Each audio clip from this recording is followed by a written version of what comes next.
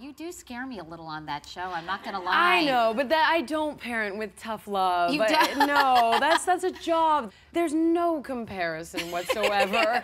No. When did you and your partner Heidi first consider adopting a child? You know, funny, in 2010, we ended up in Africa. We chickened out about bungee jumping off of this bridge on the Zambezi, and there was an orphanage near the bridge. And I thought, you know something, let's go there and let's bring some, supplies and markers and toys and what have you. And we met this little girl that we fell in love with and subsequently could not adopt because of the adoption laws in that country. And we were kind of heartbroken and devastated, and I said, you know something, this is a sign. We should adopt, and let's just figure out what's the right place for us to proceed with this. And at the same time, you were trying to get pregnant via... No.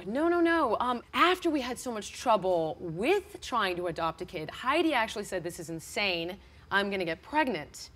And so because God has such an amazing sense of humor, we ended up getting matched with a child after about 2.5 years. And the very next morning, she came downstairs and she was like, guess what? I'm pregnant. And I was like, wow. No. So suddenly you had 2 babies, right? So Heidi had the baby, your son. Yes. And then you get the word also that, well, the one adoption fell through, right? From Haiti. Well, so we had, ironically, we'd been matched with a child, a little boy.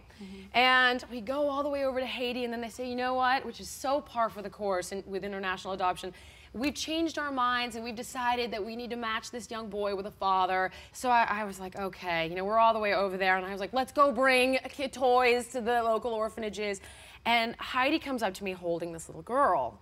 And she goes, this is our daughter.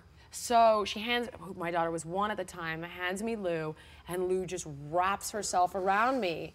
And in that moment, I was like, oh my God, this is my daughter.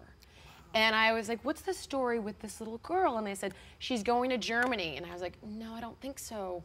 And they were like, no, she is. And I said, okay, well, that's life. We gotta let this go. You're pregnant, I can't do this anymore, I can't take it, because it had been a very bumpy ride. And 2 months later, I get an email from the woman who actually runs the orphanage, and she said, Lukenzia's adoption has fallen through. A year later after that, I was able to bring her home.